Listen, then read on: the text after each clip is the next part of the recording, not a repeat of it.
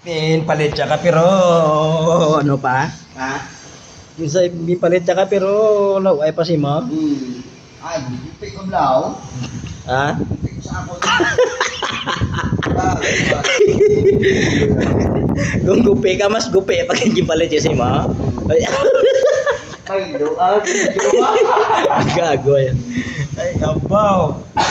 Sakit, kinay mga muna. Okay na yan, tani. Wala akong narap lang na makita mo sa mga chat-chat lang, tani. Correct mo. Pero kung sila nga makita mo niya, yun, di so, tamay po niya iban. Ito pala, ay na. Doon ka namin, lumpat sa building din, mga muna yun. Ay, di mo tayo. Na, may kita tayo lumpat sa building, mga muna kataas-taas na ako eh. Kalaway, kaya na, okay na tani. Okay na tani nga, kaya na sa kapdira sa kanya nga, aging bulaga na sa gabi, kaya nga, Videoan ka. Gi-blocking ka naman yung beta. hindi na kuya, yan. No.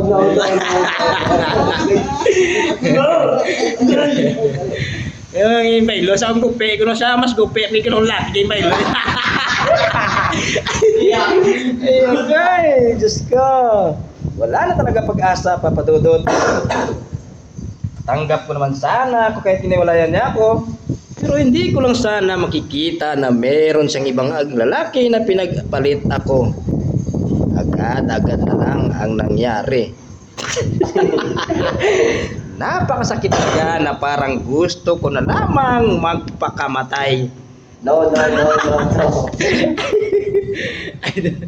Tatalo na sana ako ng building kaso pinigilan ako ng mga kasama ko dahil wala na sa isip ko ang aking gagawin. Hanggang sa ngayon ay heto ako. Hindi makatulog, hindi makakain.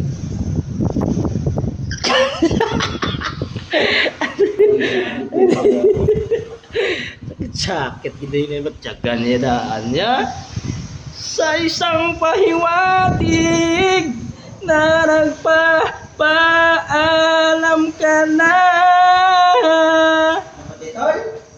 Di ba't sabi mo di mo ko iiwan?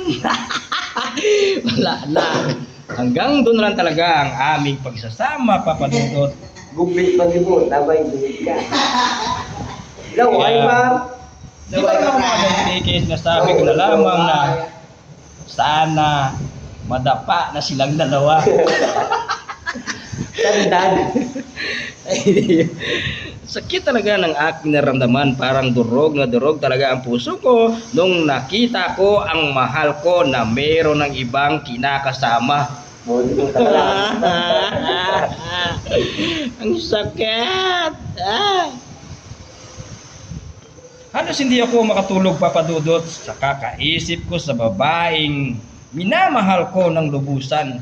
Walang iba kundi ang pinakamamahal kong jowa, si Pangga.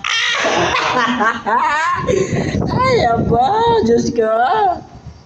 Dinadaan ko na lamang sa alak tuwing gabi para makalimutan ko lang ang babaeng pinakamamahal ko.